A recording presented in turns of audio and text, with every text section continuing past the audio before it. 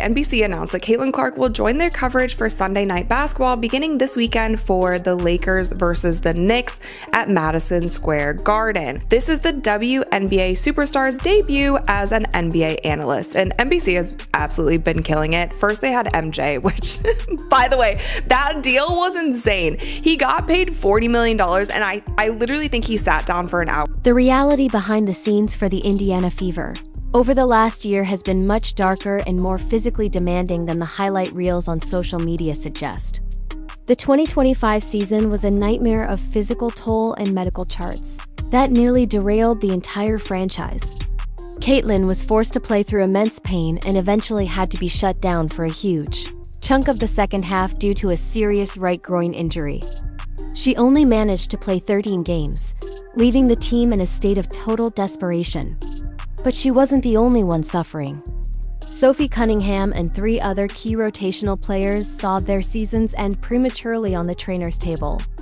This left Aliyah Boston to carry the entire weight of the franchise on her shoulders during the most difficult stretch in team history.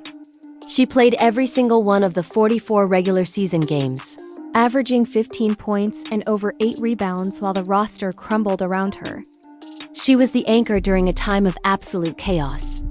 Most players in that position would feel at least a hint of resentment, the feeling of doing all the heavy lifting in the trenches while the injured star lands the massive TV deals and magazine covers.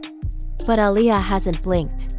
She has shown that her loyalty isn't dependent on who is getting the most clicks or the biggest endorsements, which is a rare trait in a league currently defined by individual branding. The contrast here is impossible for any objective fan to ignore. Whenever Caitlin lands a new partnership or breaks another viewership record, a very specific group of WNBA veterans seems to go completely silent. There have been serious accusations surfacing for months about certain players trying to diminish her impact, or suggesting she hasn't earned her spot in the hierarchy of the greats. We have seen the aggressive fouls, the hard shoves, and the snarky, dismissive comments in post-game press conferences that have become a staple of the season. Some media outlets that focus exclusively on the WNBA seem terrified to admit that she is the primary engine driving the league's new revenue and sudden relevance. But the NBA media doesn't have those same hang-ups or insecurities. They see the truth for what it is. Caitlin Clark is a once-in-a-generation force that transcends the sport itself. Aliyah Boston's enthusiastic support is a direct, public challenge to that culture of paying your dues and waiting your turn. She is proving that you can be an elite all-star yourself and still be the biggest fan of your teammates' success, even when that success is far greater than your own. And what happened next would shock everyone who thought the Fever was a stable organization. Period did babe seize. That's it. 2 words and an emoji. But in the context of how other WNBA players have responded to Caitlin's success, those 2 words are significant. They showed everyone thought the WNBA was finally going to have a quiet off-season, but a single announcement from NBC just set the entire basketball world on fire. It wasn't just a typical sports update. It was a move that felt like a calculated earthquake. NBC revealed that Caitlin Clark, the woman who has spent the last year shattering every viewership record in existence, is officially joining their coverage for Sunday Night Basketball. But here's the kicker. She isn't just talking about the women's game. She's making her debut as an NBA analyst for one of the biggest matchups of the year, the Lakers versus the Knicks at Madison Square Garden. Think about that for a second. A player who is still active in her own league is being brought in to break down the strategies of LeBron James and the brightest stars in the NBA. It's a move that has left traditionalists stunned and competitors even more frustrated. But as the news started to ripple across social media, everyone was waiting for one thing: the reaction from her peers. In a league that has been defined lately by a strange passive-aggressive tension toward its newest superstar, the silence from other players was deafening. That is, until Aliyah Boston stepped in. Her reaction to Caitlin landing this massive NBC deal is currently trending for all the right reasons. But it's also exposing a massive divide in the WNBA, while other players stayed completely silent or posted cryptic, moody messages. Aliyah came out with a level of support that feels almost revolutionary in this current climate. Her two-word response on Instagram didn't just show she's a good teammate. It felt like she was drawing a line in the sand against the rest of the league. You have to wonder, does Aliyah Boston's vocal support for Caitlin prove that the Indiana Fever have managed to build the only healthy star partnership in the league? Or are we just looking at a clever PR move to distract us from the chaos happening behind the scenes? When the news broke that Caitlin would be a special contributor for Basketball Night in America, Aliyah didn't hesitate. She posted period, and added some very specific emojis. On the surface, it's just 2 words. But in the context of the WNBA's recent history, it was a massive statement. For the past 2 years, we've seen veterans and rivals go out of their way to minimize what Caitlin has done. They've talked about the gravity of the game and the players who came before, almost as if they're afraid to admit that one person has changed the financial trajectory of their lives. What are your thoughts on your teammate joining you as a colleague at NBC? Oh, I know. I'm super excited. I think that's awesome. I think Caitlin's going to do a great job. She's awesome at everything she does, and so this is going to be no different. But the real story here isn't just about a social media post. It's about the staggering amount of power and money shifting toward one individual. To understand why this NBC deal is such a big deal, you have to look at what they've done in the past. Not long ago, NBC signed a deal with Michael Jordan that was, frankly, insane. Rumor has it he was paid $40 million just to essentially sit down for an hour and lend his name to the brand. When a network is willing to pay that kind of legacy money, you know they see someone as more than just an athlete. They see them as a global economy. By putting Caitlin Clark in the same rotation as Hall of Famers like Carmelo Anthony, Tracy McGrady, and Vince Carter, NBC is telling the world that she is already on that legendary level. The timing of this achievement makes Aliyah's support even more significant. Because the 2025 season was anything but easy for these two. Behind the flashy highlights and the sold-out arenas, the Indiana Fever were quietly falling apart due to a brutal string of injuries. Caitlin herself only managed to play 13 games before a serious groin injury essentially ended her season. It was a hush-hush situation that the team tried to manage, but the physical toll was obvious. While Caitlin was sidelined, the entire weight of the franchise fell onto Aliyah Boston's shoulders. She had to play all 44 regular season games, carrying a massive load that would have broken most players.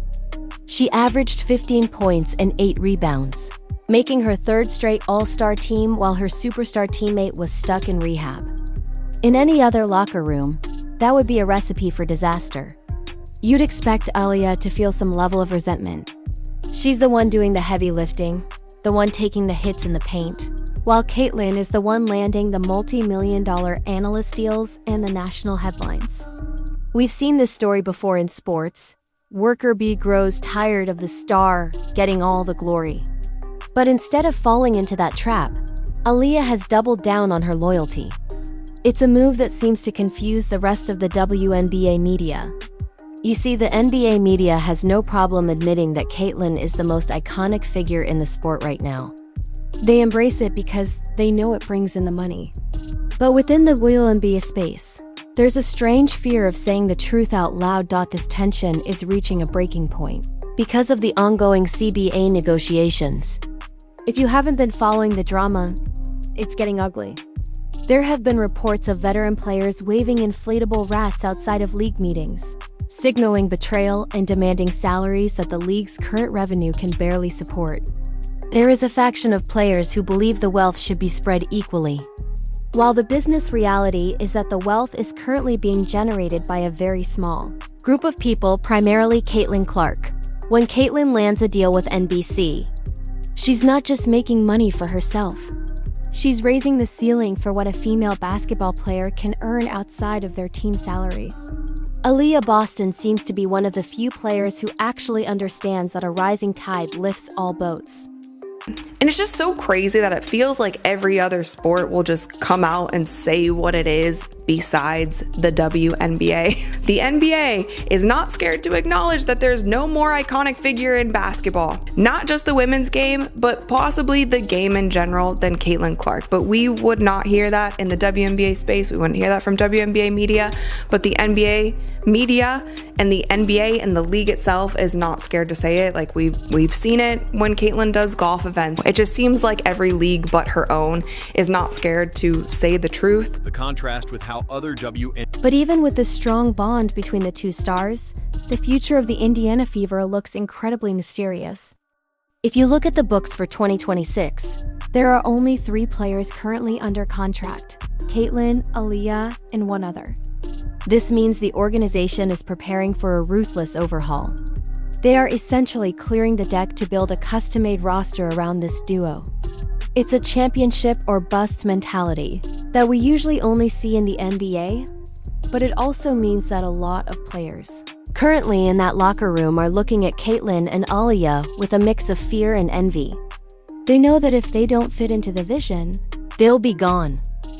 Despite all that internal pressure, the chemistry between these two seems unbreakable. When Aliyah was asked about her teammate joining her at NBC, she didn't give a scripted, robotic answer. She sounded like a genuine friend who was genuinely hyped. She talked about how Caitlin is awesome at everything she does, and how she's going to kill it in the analyst chair.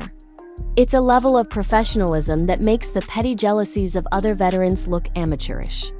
You have to wonder if the league's veterans realize that by trying to tear Caitlin down, they are only making Aliyah and Caitlin's bond stronger. The real test, however, will come on February 1st at Madison Square Garden. When Caitlin sits down next to Maria Taylor and the NBA legends, the eyes of the world won't just be on the Lakers or the Knicks. They'll be on her. They'll be looking to see if a 20-something-year-old woman can really hold her own in the boys' club of NBA analysis. If she succeeds, and let's be honest, she usually does, it will open up a whole new career path for every woman in the league. It won't just be about playing for a few months in the summer anymore. It will be about becoming a year-round media powerhouse. As we look toward the next season, the narrative is shifting. It's no longer just about whether Caitlin can handle the physicality of the WNBA. We've seen she can. Now it's about whether the league can handle the Caitlin Clark effect without tearing itself apart from the inside. With players like Aliyah Boston standing firmly in her corner, the Indiana Fever are positioned to become the most dominant brand in the sport. But as the money war intensifies and the CBA negotiations get even more heated, the drama off the court might actually become more intense than the games themselves. One thing is for certain: the period post from Aliyah Boston wasn't just a comment. It was a declaration of a new era. An era where talent and professionalism finally start to outweigh the old school gatekeeping that has held the league back for decades. Whether the rest of the WNBA is ready for it or not, the Fever duo is taking over. And they're bringing the entire business of basketball with them. It leaves us with a final chilling thought for the rest of the league. If you aren't with them, are you just waiting to be left behind? What was it like for you this past season in certain situations and circumstances to be the one offering advice and offering comfort versus the one receiving it? Because, you know, the previous year you were the rookie, right? How was that role different for you, and how comfortable were you taking that on? I think, the only difference really is that I was doing it in the league. This time, I feel like I've always been someone that kind of gives advice and kind of gives my 2 cents especially when it comes to basketball, just because obviously the way I see the game. And so for me this year, especially having Caitlin being a rookie, like I obviously just being a rookie the year before and knowing exactly what's going to come, whether it's the refs, whether it's social media. But I think also Caitlin handles that like a champ. Like, she knows exactly what it's going to be, but she also knows that she has a big name, and Caitlin Clark is a huge name that people want to come on. They want to say what they think. They want to, what she should do, what they should happen. But I think when you look at it, Caitlin's just a competitor, right? And so for me, it made it easy because the advice I gave was just okay, girl, I'll be my little short role. If that's what you need, don't worry about the refs because they're not going to give you any calls because that's exactly what they do to rookies.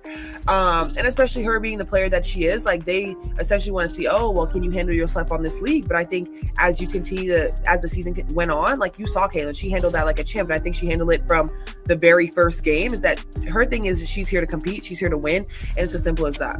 The saga of the Indiana Fever is far from over.